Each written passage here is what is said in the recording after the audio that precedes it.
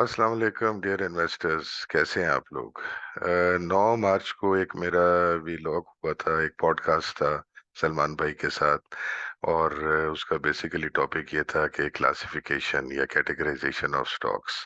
और पर्पस उसका बेसिकली ये था कि हम स्पेशली एक as a new investor stock market में कैसे अच्छे स्टॉक्स को ढूंढ सकते हैं। तो उसकी बड़ी पॉजिटिव फीडबैक आई थी और पर्सनली मुझे मैसेजेस भी आए थे और कुछ कॉल्स वगैरह भी आई। और उसमें कुछ इन्वेस्टर्स की क्यूरीज थी और कुछ फर्दर इसकी एक्सप्लेनेशन और एडिशनल इन्फॉर्मेशन चाह रहे थे। और मेरा अपना भी ये व्यू था कि मेरे पॉइंट ऑफ व्यू से कुछ उसकी फर्दर पॉइंट्स थे जो उसमें रह गए थे। तो इसको देखते हुए मैंने सोचा कि मैं एक और भी लॉग कर देता हूँ। और उसके अंदर वो एक तरह से सेल्फ एनालिसिस भी हो जाएगा और जो पॉइंट्स रह गए थे वो भी एड्रेस हो जाएंगे। और कुछ जो इन्वेस्टर्स की क्यूरीज हैं वो भी उसके अंदर रिजॉल्व हो जाएंगी। तो इसको आप समझें कि ये पार्ट 2 है। और जिन्होंने पार्ट 1 नहीं देखा, बेहतर है कि पहले वो उसको देख लें ताकि उसके साथ वो इसको फिर जब लिंक करेंगे तो फिर ज्यादा क्लैरिटी आ जाएगी। तो ये तो एक हो गया प्रीएम्बल। अब मैं थोड़ा सा एक रीकैप कर देता हूँ कि पिछले वाले के अंदर मैंने basically based on my own experience stocks को दो कैटेगरीज के अंदर डिवाइड किया था। एक तो कैटेगरी वो थी जो कि स्पेकुलेटिव या सट्टा वाले या पेनी स्टॉक्स या जिनको कचरा भी कहते हैं लोकल टर्म्स के अंदर, वो थे जिनके बारे में मैंने कहा था कि इनको अवॉइड करें। स्पेशली अगर आप मार्केट में नए हैं, जब 4-5 साल हो जाएं, जब अच्छा आप प्रॉफिट्स गेन कर लें, तो फिर इसको आप इन फ्यूचर ट्राई कर सकते हैं with 5% of your portfolio, not more than that. दूसरी तरफ मैंने कैटेगराइजेशन की थी कि जो फंडामेंटली स्ट्रॉन्ग स्टॉक्स हैं और उनके पीछे एक स्ट्रॉन्ग कंपनी की बैकिंग है, एक ब्रिक एंड मोटर कंपनी है, कुछ उसका रियल एस्टेट है, कुछ लैंड और कुछ इक्विपमेंट है या फाइनेंशियल स्ट्रेंथ है, और उन कंपनीज में हमें जाना चाहिए। तो यहाँ से सवाल ये पैदा होता था कि फंडामेंटली स्ट्रांग जो स्टॉक्स हैं उनको ढूंढा कैसे जाए, तलाश कैसे किया जाए, कि लिखा प्रॉबेबली नहीं होगा। तो उसका एक जो है ना बेसिक एक तरीका था जो कि मैंने अपने तौर पे based on my own experience जो मैंने अप्लाई भी किया और सक्सेसफुली अप्लाई किया, वो ये था कि आप जो म्यूचुअल फंड्स हैं, एसेट मैनेजमेंट कंपनीज हैं, उनके म्यूचुअल फंड्स हैं, उनकी फंड मैनेजर की रिपोर्ट्स आती हैं, उसमें से आप देख सकते हैं। फिर KSE 30 इंडेक्स जो कि ब्लू चिप कंपनीज वाला है इंडेक्स, उसमें से आप ये तलाश कर सकते हैं। फिर MSCI की लिस्ट भी देख सकते हैं। इसमें एक पॉइंट रह गया था कि KMI 30 इंडेक्स जो मीज़ान का इंडेक्स है और जिसमें शरिया कंप्लायंट शेयर्स हैं, उसको भी आप जरूर देखें। और वो बेसिकली आप कह लें कि वो इस्लामिक ब्लू चिप्स हैं। और उनमें आप देखेंगे कि उनमें और KSE 30 इंडेक्स में थोड़ा सा डिफरेंस होगा, तो वो डिफरेंस भी आप नोट कर सकते हैं और आपको ये पता चलेगा कि कुछ ऐसी कंपनीज हैं जो कॉमन भी हैं। एक इसमें पॉइंट और रह गया था कि जहाँ पे मैंने म्यूचुअल फंड्स के बारे में डिस्क्राइब किया था। तो म्यूचुअल फंड जो है वो एक बहुत ज़्यादा वास्ट फील्ड है और उसमें थोड़ी सी एक्सप्लेनेशन की जरूरत थी कि आपने एक म्यूचुअल फंड को नहीं देखना, 4-5 जो टॉप के म्यूचुअल फंड्स हैं। For example, just for an idea, कुछ ऐसे म्यूचुअल फंड्स हैं जो गवर्नमेंट के भी हैं लाइक NIT, कुछ ऐसे बैंक्स हैं जिनके म्यूचुअल फंड जो है वो सब्सिडरीज हैं।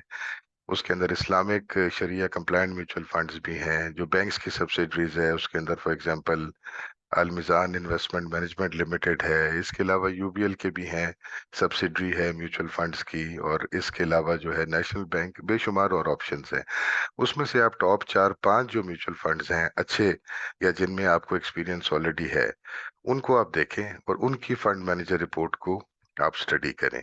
इसमें फिर एक और फर्दर पॉइंट रह गया था कि फंड मैनेजर रिपोर्ट आपने करंट तो पढ़नी ही है, मगर सिर्फ उसी से काम नहीं चलेगा। आप पिछले 4 महीने, 5 महीने, 6 महीने की जो फंड मैनेजर रिपोर्ट्स हैं वो देखें। और एक दफा जब आपने ये स्टडी कर लिया तो इसको फ्यूचर में भी आप कंटिन्यू करें, 2 महीने, 3 महीने और इसको आप स्टडी करें ताकि आपके पास एक बड़ा डेटाबेस आ जाए। और इसमें इंपॉर्टेंट चीज ये है कि जो फंड मैनेजर रिपोर्ट्स आती है मंथली बेसिस में, उसके अंदर जो टॉप 10 होल्डिंग्स हैं उनकी स्टॉक्स की, वो उसके अंदर इंडिकेट होती है। अब यहाँ एक बड़ा इंपॉर्टेंट पॉइंट है जिसको क्रिटिकली नोट करने की जरूरत है, और वो ये है कि आपने चेंज को देखना है कि कौन सा करंट महीने में कौन सा ऐसा नया शेयर है जो कि होल्डिंग में ऐड हुआ है, या कोई ऐसा शेयर है जिसकी वेटेज इंक्रीज की गई है, या कोई ऐसा शेयर है जिसकी वेटेज को रिड्यूस किया गया है, या किसी शेयर को टॉप 10 होल्डिंग में से आउट हो गया है। This is important. यहाँ पे आपको क्रिटिकली फोकस करने की जरूरत है और यहाँ से आपको एक इंडिकेशन आ सकती है। फॉर एग्जांपल, एक शेयर है जो कि करंट महीने के अंदर ऐड किया गया है या उसकी वेटेज को बहुत ज्यादा इंक्रीज किया गया है, तो that can be an indication कि मे बी वो एक अच्छी प्राइस ब्रैकेट में है। मे बी उसकी प्राइस इन फ्यूचर इंक्रीज होने वाली है, या उसके जो फ्यूचर प्रोस्पेक्ट्स हैं उसके अंदर कोई इंप्रूवमेंट आने वाली है, वो कोई कैपेसिटी एक्सपेंशन की तरफ जा रहा है, या उसकी कोई अर्निंग्स के अंदर ग्रोथ आने वाली है, या किसी नए प्रोजेक्ट में जा रहा है, या डिविडेंड एक्सपेक्टेशंस उसकी इंप्रूव हो रही हैं, जो टीपीएस वो पहले देता था एक्सपेक्टेशन है कि उससे वो ज्यादा देगा। तो ये चीजें फिर आपको यहाँ से पता चल सकती हैं। और जब आप काफी सारे म्यूचुअल फंड्स को स्टडी कर लेंगे और उनकी काफी महीनों की, पिछले महीने की भी और करंट भी, जब आप फंड मैनेजर रिपोर्ट्स को देख लेंगे तो अच्छा खासा आपके पास डेटाबेस आ जाएगा, जिसके बेसिस पे आप अच्छा एक एनालिसिस अपना बना सकेंगे। लास्ट व्लॉग में सलमान भाई का एक ये भी क्वेश्चन था कि अच्छे फंडामेंटली स्ट्रॉन्ग स्टॉक्स जो हैं वो ढूंढे कैसे जा सकते हैं। तो उस पे मेरा ये जवाब था कि अपार्ट फ्रॉम कि आपने KSE 30 और KMI 30 और जो इंडेक्सेस हैं, और इसके अलावा आपने जो म्यूचुअल फंड्स की रिपोर्ट्स हैं वो तो आपने देखी, इसके अलावा आप जो PSX की वेबसाइट है TPS.PSX, उसमें आप जाके और सेक्टर्स के अंदर आप जाएं। अब मार्केट में 36 सेक्टर्स हैं, उसमें मेरा ये था कि उन सेक्टर्स में जाएं जहाँ पे ज्यादा चांसेस हैं कि you can find fundamentally strong companies और ब्रिक एंड मोटर कंपनीज जिसके अंदर हैं या फाइनेंशियल स्ट्रेंथ वाली हैं। फॉर एग्जांपल, मैंने मिसाल के तौर पे कहा था कि आप जो है ना सीमेंट सेक्टर देख सकते हैं, इंजीनियरिंग सेक्टर जिसका स्टील सब सेक्टर है उसको आप एक्सप्लोर कर सकते हैं।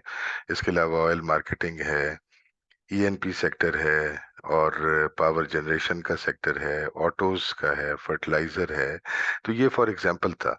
और ऐसा नहीं है कि यहीं तक आप महदूद रहें। आपकी अगर एक्सपर्टी किसी और सेक्टर में है, एज अ प्रोफेशनल अगर आपको एक्सपीरियंस है केमिकल्स का, तो आप केमिकल सेक्टर भी देख सकते हैं, फार्मास्यूटिकल में भी आप जा सकते हैं। मगर ये कि बहुत सारे सेक्टर्स के अंदर ना जाएं। अगर आप 36 के 36 सेक्टर्स के अंदर अपनी पोजीशन ले लेंगे या 10-12 सेक्टर्स में ले लेंगे तो आपके लिए बहुत डिफिकल्ट हो जाएगा हर सेक्टर का एनालिसिस करना, हर सेक्टर को इवेल्युएट करते रहना और देखते रहना कि इसके अंदर क्या इसके फ्यूचर प्रोस्पेक्ट्स हैं, इसके अंदर क्या चेंजेस आ रहे हैं इन द फ्यूचर। क्योंकि यू नो कि it is very difficult to take care of too many babies. तो 5 sector 6 sector I think they are enough, और उसी के अंदर आपने ढूंढने हैं best of the best shares. अब जो आपने बेस्ट टॉप के 2 3 4 शेयर्स ढूंढने हैं उसके बारे में थोड़ा सा मैं इधर फर्दर एक्सप्लेन करना चाह रहा हूँ कि ऐसा नहीं है कि आपने एक लिस्ट खोली एक सेक्टर की और जो टॉप के 2 3 आ रहे हैं आपने वो पकड़ लिए, क्योंकि वो तो अल्फाबेटिकल ऑर्डर में है। और एग्जाम्पल के तौर पे अगर आप बैंकिंग सेक्टर में जाएं और UBL अगर आप जो है वो तलाश करें तो आपको मिलेगा कि वो सबसे आखिर में आएगा लिस्ट में। मगर वो ऐसा शेयर है कि उसको कहीं टॉप पे होना चाहिए अगर फंडामेंटल्स के पॉइंट ऑफ व्यू से देखा जाए। तो यहाँ पे एक बड़ा इंपॉर्टेंट पॉइंट आता है कि आपने एक क्रिटिकल स्टडी करनी है और आपने देखना है कि किस कंपनी का मार्केट शेयर कितना है। मार्केट जायंट्स आपने पकड़ने हैं, ये बहुत इंपॉर्टेंट है। क्योंकि हर कंपनी में आप देखेंगे कि कुछ ऐसे 3 4 ही शेयर्स होंगे, हर सेक्टर में 3 4 कंपनीज ऐसी होंगी या 3 4 शेयर्स ऐसे होंगे जिन्होंने 50 60 80% of the market share capture किया होगा और उनका इन्फ्लुएंस वहां पे होगा। और बाकी जितनी कंपनीज होंगी डाउन द लिस्ट, उनका शेयर जो है मार्केट में उनकी पार्टिसिपेशन जो है 1% 2% 5% इस किस्म की होगी। तो आपने वो जायंट्स को ढूंढना है। एग्जाम्पल के तौर पे मैं बताऊं कि जैसे PSO है, पाकिस्तान स्टेट ऑयल, उसका जो मार्केट शेयर है तकरीबन 51% से ऊपर तो एक ही कंपनी का है। फिर अगर आप APL को देखें तो APL का मार्केट शेयर भी अच्छा है, 10% है। शेल का भी है। अगर ये 3 4 ही अगर आप ऑयल मार्केटिंग कंपनीज को ले लें तो तकरीबन कोई 80% तो इन्हीं का बन जाता है मार्केट शेयर, और बाकी छोटी छोटी है। और छोटी कंपनीज जो हैं जिनका मार्केट शेयर कम है उनका खदशा ये होता है कि कोई बिग जॉइंट जो है, जो बिग जाइंट्स हैं, अगर वो अपना इन्फ्लुएंस उस एरिया में भी कर लें और अपने मार्केट शेयर को बढ़ाने की ठान लें तो छोटी कंपनीज जो है वो कम्प्लीटली वाइप ऑफ भी हो सकती हैं। इसलिए आपने बहुत छोटी में नहीं जाना, बिल्ली के बच्चों को नहीं देखना, आपने शेयर को देखना है, या कम से कम शेयर का बच्चा आपने ढूंढना है। तो ये मार्केट शेयर जो है बड़ी इंपॉर्टेंट एक पैरामीटर है। इसके अलावा एक और इम्पॉर्टेंट चीज है जिसे कहते हैं मार्केट कैपिटलाइजेशन। अब मार्केट कैपिटलाइजेशन जो है करंट रेट्स के ऊपर अगर आप देखें तो आपको ये पता चलेगा कि ये बिग जायंट्स भी आते हैं मार्केट कैपिटलाइजेशन के अंदर। फॉर एग्जांपल ओजीडीसी की मार्केट कैपिटलाइजेशन 500 बिलियन रुपीस की है। पीएसओ को अगर आप देखें तो वो 77 बिलियन है। फॉर एग्जांपल मैं चंद एक का बता रहा हूँ। पीओएल जो है 120 बिलियन रुपीस की मार्केट कैप है। लकी सीमेंट 227 बिलियन है। डीजी खान सीमेंट 30 बिलियन है। ईफर्ट है 190। हबको 150 बिलियंस। और इवन जो कि सो कॉल्ड छोटी कंपनीज भी हैं मगर जो कि फंडामेंटली स्ट्रांग हैं, लाइक एनपीएल, उसकी मार्केट कैप भी 10 बिलियन है। एसपीडब्ल्यूएल की 8 बिलियन है। तो ये भी एक बड़ा इंपॉर्टेंट पैरामीटर है कि आपने मार्केट कैपिटलाइजेशन को देखना है, और कम से कम 5 बिलियन, 6 बिलियन या ऐसे ऊपर की मार्केट कैप वाली कंपनी हो तो उसमें आप जाएं, उसको आप कंसिडर करें फंडामेंटली स्ट्रांग शेयर्स में।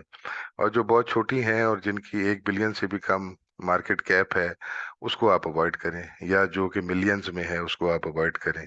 अच्छा, एक और पॉइंट रह गया था मार्केट शेयर के पॉइंट ऑफ व्यू से, या जो टॉप कंपनीज आपने हर सेक्टर में ढूंढनी होती हैं।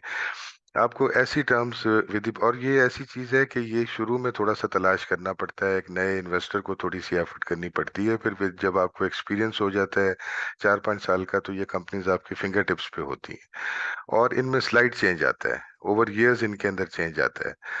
तो इनमें आपको ऐसी टर्म्स भी देखनी पड़ती हैं जैसे बिग थ्री, ऑटोज के बिग थ्री।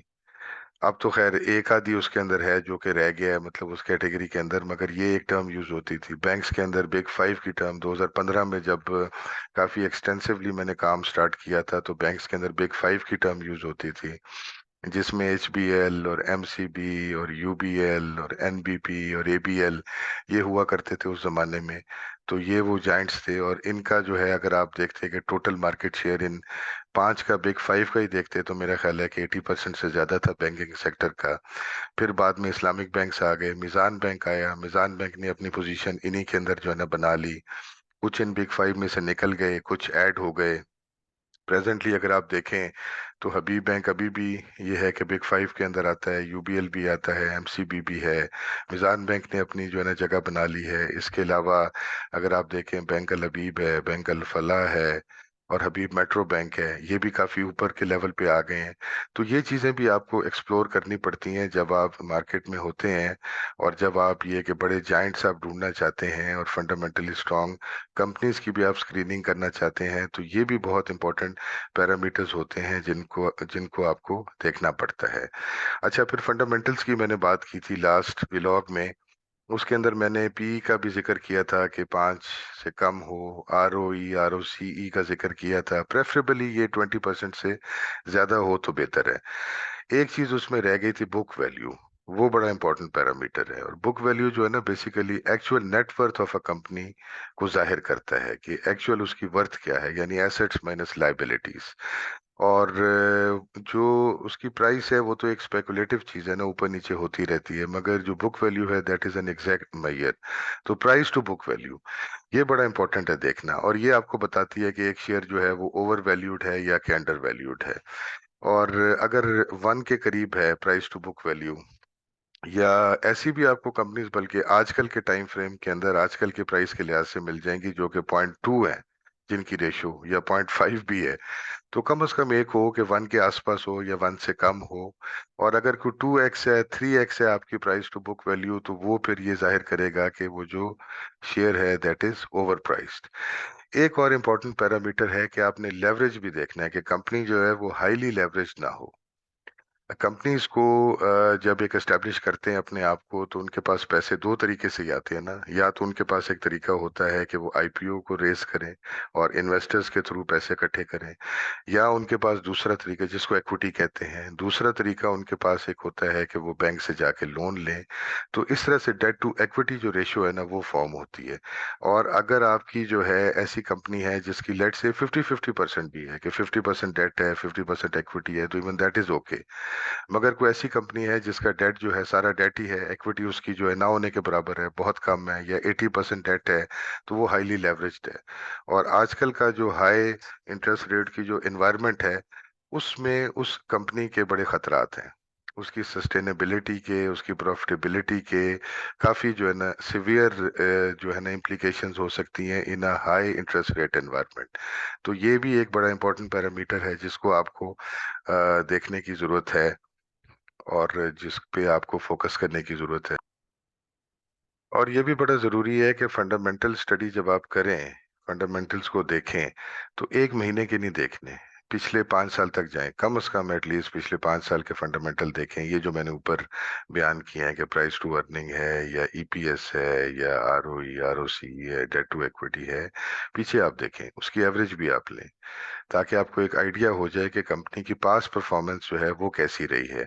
और एक्सपेक्टेड भी देखें, फ्यूचर का भी आप देखें, फ्यूचर की कैलकुलेशन हो जाती है कि फॉर एग्जांपल आप फ्यूचर ईपीएस जो है या एक्सपेक्टेड ईपीएस जो है वो कैलकुलेट कर सकते हैं कि अगर आपके पास एक क्वार्टर का रिजल्ट है, उसको मल्टीप्लाई बाय 4 करके आपको एक अंदाजा हो जाता है कि फ्यूचर इसकी जो अर्निंग्स है वो उसमें कितनी ग्रोथ है, ग्रोथ उसके अंदर आ रही है या उसके अंदर कोई जो है ना कमी आ रही है। तो ये आपको एक स्टडी जो है over a period of time करनी पड़ती है, सिर्फ एक टाइम का देखेंगे तो मे बी वो क्लियर पिक्चर ना दे। तो होपफुली एक अच्छा आपको फंडामेंटल्स का भी इसके अंदर आइडिया हो गया होगा, जो कि लास्ट टाइम कुछ पॉइंट्स थे जो रह गए थे। और अब आप ऐसी पोजीशन पे आ जाएंगे कि आपके पास बहुत सारा एक स्टोर हाउस ऑफ डाटा आपके पास आ गया है। एक तरफ आपके पास म्यूचुअल फंड्स का डाटा है, एक तरफ आपके पास KSE 30 की आपने एक लिस्ट ले ली, फिर KMI 30 भी ले लिया, फिर MSCI भी ले लिया, फिर जो हर सेक्टर के चंद एक जो बड़े बड़े सेक्टर्स थे उनके आपने टॉप के जो शेयर्स थे जिनकी मार्केट कैप भी अच्छी थी और जिनका मार्केट शेयर भी था, तो आपके पास लिस्ट जो है ना, आप उनको अब जो है ना साइड बाय साइड देखें, बहुत सारी लिस्ट्स आ गई। अब उसमें आपने ढूंढने हैं कॉमन शेयर्स, और आपने देखना है कि कौन से शेयर्स हैं जो कि ज्यादा लिस्टों में हैं और जो ज्यादा ओवरलैप हो रहे हैं। वहां से आपकी एक शॉर्ट लिस्टिंग हो जाएगी, एक फाइनल आपके पास एक लिस्ट आ जाएगी। और जो आपकी 500 से ज्यादा कंपनीज हैं KSE ऑल इंडेक्स में, वहां से आप शॉर्ट लिस्टिंग करते करते आहिस्ता आहिस्ता 100 पे आए, 100 से आप शॉर्ट लिस्ट करते करते 25-30 के ऊपर आ गए। फिर उसके ऊपर आपने लगाने हैं फिल्टर्स, फिल्टर उसकी स्क्रीनिंग करनी है। और ये जो सारे पैरामीटर्स थे, फंडामेंटल पैरामीटर्स थे, उसके प्रोसेस से आपने उन वो जो फाइनल लिस्ट है उसको जो है ना गुजारना है। उसमें भी कुछ फिल्टर आउट हो जाएंगे, कुछ स्क्रीन आउट हो जाएंगे, और फाइनली जो लिस्ट आपके पास आ जाएगी that will be the best of the best shares. तो ये बेसिकली इसका तरीकेकार है, और इस स्टडी का पर्पज ये है। अब ये एक बात देखने वाली है कि ये कोई स्टडी जो है ना स्टैटिक स्टडी नहीं है, या ऐसा नहीं है कि आपने एक दफा कर ली, एक दफा तो स्टार्टिंग में तो करनी पड़ेगी और जरा एग्जॉस्टिवली करनी पड़ेगी, मगर this should be a continuous process. और ये डिपेंड करता है कि आप क्या फुल फ्लेज इन्वेस्टर हैं या कोई आप पार्ट टाइम इन्वेस्टर हैं, कितना टाइम आप दे सकते हैं। मंथली बेसिस पे स्टडी कर सकते हैं तो कर लें, क्वार्टरली बेसिस पे कर सकते हैं, 6 मंथली कर सकते हैं, या कम से कम सालाना तो स्टडी होनी चाहिए। बहुत ज्यादा इनके अंदर चेंजेस तो नहीं आते, मगर ओवर पैसेज ऑफ टाइम ऐसा जरूर होता है कि चंद एक कंपनीज हैं जो कि फंडामेंटल की लिस्ट से निकल जाती हैं, और कोई नई कंपनी है जो कि उसके अंदर ऐड हो जाती है। तो ये प्रोसेस तो चलता रहता है over a period of time. और एक तो वो तरीका होता है ना कि आपके पास कुछ पैसे आ गए, या आपकी कोई लॉटरी निकल आई, या आपने कोई पीस ऑफ लैंड बेचा और फिर आपने टिप ली, और वो सारा पैसा लमसम आया और लमसम आपने किसी एक आध शेयर या एक दो शेयर्स में लगा दिया, सट्टा शेयर्स में लगा दिया। ये तो इन्वेस्टमेंट नहीं है। इन्वेस्टमेंट तो उस तरह से होती है जैसे आप एक बिल्डिंग की कंस्ट्रक्शन करते हैं, कि एकदम वो कंस्ट्रक्ट नहीं हो जाती, पहले एक आइडिया कंसीव होता है, फिजिबिलिटी देखी जाती है, लैंड को सर्च किया जाता है, नक्शा बनता है, मैप को फिर रिव्यू किया जाता है, रिवाइज किया जाता है, फाइनली उसका अप्रूवल होता है, और उसके बाद फिर कंस्ट्रक्शन का प्रोसेस स्टार्ट होता है। तो इन्वेस्टिंग भी इसी तरह है कि आपके लिए बहुत जरूरी है कि आपका एक स्ट्रेटेजिक प्लान हो, और एक फ्लेक्सिबल प्लान हो, और एक डायनेमिक प्लान हो। और पहले आप प्लान बनाएं, प्लान को देखें, और जिस तरह से ये मैंने आपको एक आइडिया दिया एग्जांपल के तौर पे कि कंपैरेटिव स्टडी करें, फिर स्क्रीनिंग करें, फिल्टरिंग करें, और फिर आपके पास एक शेयर्स आए। और फिर उसके बाद जब आपके पास शेयर्स की लिस्ट आ जाएगी तो आप समझ लें कि जो डिफरेंट फाइनली आपके पास आएंगे 15 या 20 शेयर्स आएंगे, उनको आप समझ लें कि बकेट्स हैं वो। अब आपने बकेट्स के अंदर जो है शेयर मतलब खरीद खरीद के उसके अंदर डालने हैं, तो ऐसा नहीं करना कि सारे इकट्ठे डाल दिए। अब वो टाइम आता है कि आपने प्राइस को देखना है, प्राइस चार्ट को आपने देखना है, और जो जो आपकी रेंज में आते जाते हैं वो आपको याद होगा कि मैंने एक जिक्र किया था कि एक वर्टिकल लाइन चार्ट है जिसको फॉलो करता हूँ। आपने 52 वीक का लो देखा, उसको नीचे प्लॉट कर दिया, उसके लिए जो हर शेयर के जो चार्ट्स हैं दे आर अवेलेबल, PSX की साइट पे भी होते हैं, SCS पे भी होते हैं, डिफरेंट जो ब्रोकरेज हाउसेज हैं वो भी ये सर्विसेज ऑफर करते हैं। वहां से आपने वो चार्ट्स देखे, अगर लॉन्ग टर्म के लिए देखना चाह रहे हैं तो ज्यादा अरसे का देख लें, शॉर्ट टर्म के लिए देखना चाह रहे हैं तो 52 वीक का चार्ट देख लें, उसका लो प्लॉट करें, हाई प्लॉट करें, अपनी पोजीशन देखें किधर है। इधर भी एक पॉइंट रह गया था जो कि लास्ट टाइम मैं कवर नहीं कर सका, और ये मैंने फिल टाउन से सीखा। और स्पेशली ये अप्लाई करता है फॉर द सिक्लिकल शेयर्स, या फॉर जो सीजी वाले, कैपिटल गेन वाले या ग्रोथ वाले शेयर्स हैं, कि जब तक उनकी जो प्राइस है वो अपनी पीक से 50% 60% नीचे ना गिर गई हो, तब तक उसमें आप एंटर ना करें। और ये नहीं है कि मतलब मार्केट ऊपर जा रही है, और इसमें ये भी बड़ा जरूरी है कि आपने देखना है कि आप मार्केट के कौन सी फेज में है। बुल रन के स्टार्ट में है जैसे अभी है, तो this is the best time to invest. और बुल रन आप लोग जानते हैं कि वो स्टार्ट हुआ था जुलाई 2023 में, और अभी ज्यादा अरसा नहीं गुजरा, 6 महीने 8 महीने हुए हैं। This is the best time to invest, और इसमें आपको शेयर्स उस वर्टिकल लाइन के जो नीचे वाला क्वाड्रेंट है उसी के अंदर आपको जो है ना मिलेंगे इंशाल्लाह। और वहां पे आपने अपनी पोजीशन जो है ना बनानी शुरू करनी है, सारा इकट्ठा नहीं लेना, लेडर डाउन करते रहना है। और ये भी हो सकता है कि आप मार्केट के पीक पे हों, अगर लेट से 4 साल और आगे जो चले जाएं, गुजर जाएं, और बुल मार्केट को 5 साल 6 साल हो गए हैं, और एक एक्साइटमेंट वाली सिचुएशन क्रिएट हो गई है, एक यूफोरिया वाली सिचुएशन क्रिएट है, हर बंदा मार्केट में पैसा फेंक रहा है, तो वो मार्केट में इन्वेस्टमेंट का टाइम नहीं है, वो सेल करने का टाइम है, वो एग्जिट होने का टाइम है। तो ये बड़ा जरूरी है देखना कि आप मार्केट की कौन सी फेज में है। और इस पे इंशाल्लाह एक सेपरेट व्लॉग में करूंगा, जिसमें कि मार्केट साइकिल्स के बारे में मैं डिटेल से एक्सप्लेन करूंगा, और पिछले जो 3 मार्केट साइकिल्स थे उनको मैं एक्सप्लेन करने की कोशिश करूंगा, कि बुल रन का कितना टाइम फ्रेम था, और ये कि बेयर रन कब स्टार्ट हुआ, और कितना एक्स उसने गेन किया ड्यूरिंग द बुल रन। इस पे इंशाल्लाह डिटेल से बात होगी। तो फिल टाउन के मुताबिक जो सीजी वाले शेयर्स हैं वो तो कम से कम 50% 60% अपनी पीक से जब नीचे गिरे हों, तो तब आपने उसके अंदर एंट्री करनी है। और क्योंकि वो 80% भी गिरते हैं, वो 90% भी नीचे गिर जाते हैं, तो इसलिए कम से कम उनको इतना तो नीचे जाने दें कि आप उसके अंदर लेडर डाउन कर सकें। और जो डिफेंसिव शेयर्स हैं, या जिनको कह लें कि हाई डिविडेंड यील्ड शेयर्स हैं, उनकी जहाँ तक गिरावट का ताल्लुक है, वो कम से कम 20% 30% अपनी पीक से नीचे हों, ये मैं कह रहा हूँ based on my own experience, तो तब उसके अंदर एंट्री की जाए। और अंडर नॉर्मल सिचुएशन अगर तो बुल रन के स्टार्ट में है, तो फिर तो हो सकता है कि शेयर की प्राइस जो है वो बड़ी हाई हो जिसपे कि मिले आपको, मगर उसके अंदर चूंकि ग्रोथ के प्रोस्पेक्ट्स हों, तो पॉसिबिलिटी है कि इसको आप एज एन एक्सेप्शन भी ले सकते हैं। मगर जनरली ये रूल आपने जरूर देखना है, और बहुत हाई प्राइस के ऊपर फुल अमाउंट के साथ एंट्री नहीं करनी, पार्शली आपने एंटर होना है। तो अब आपकी जो 15-20 शेयर्स की बकेट्स थी वो तैयार हो गई थी। अब एक तो उसके अंदर बड़ा सिंपल तरीका है कि उनको इक्वल वेटेज दे दें आप। ये बेसिकली ये भी एक बहुत डिटेल टॉपिक है जिसको आप कहते हैं कि पोर्टफोलियो मैनेजमेंट या पोर्टफोलियो बिल्डिंग, और इस पे भी बहुत डिटेल से बात हो सकती है, मगर एक जनरल मैं एक आइडिया दे रहा हूँ कि अगर 20 शेयर्स हैं, सारों को आप या तो 5-5% की वेटेज दे दें ऑफ योर टोटल पोर्टफोलियो, और उसके अंदर जैसे जैसे प्राइस ब्रैकेट में आते रहें, उसके अंदर आप शेयर्स जो है खरीद खरीद के, तो आप कह लें कि बकेट्स में डालते रहें जो आपने फाइनली आइडेंटिफाई की थी आफ्टर स्क्रीनिंग। या फिर ये है कि एक मेरिट लिस्ट आप तैयार करें, क्योंकि सारा डाटा आपके पास था, म्यूचुअल फंड्स का भी था और इंडेक्सेस का भी था, और इसके अलावा सेक्टर्स की भी आपने स्टडी, फंडामेंटल स्टडी भी की थी, तो मेरिट लिस्ट भी तैयार हो सकती है। बेहतर ये होता है कि मेरिट लिस्ट में जो शेयर्स टॉप पे आ रहे हैं उनको ज्यादा वेटेज दें, लेट से 10% वेटेज दे दें, और उसके बाद सब्सिक्वेंटली जो बाद में मेरिट लिस्ट में नीचे जो आ रहे हैं उनको आप जो है ना कम वेटेजेस जो है वो देते रहें। और एक बॉडी एंड टेल वाला कॉन्सेप्ट भी होता है कि मेन आपकी बॉडी है जिसमें ज्यादा वेटेज वाले शेयर्स होंगे, और जो बेस्ट आपने सिलेक्ट किए थे उनमें से भी, और उसके बाद एक टेल होती है कि जिसमें आप कम वेटेज वाले शेयर्स जो हैं वो डाल देते हैं, जिनमें जो कि कदरे आपकी मेरिट लिस्ट में नीचे आते हैं।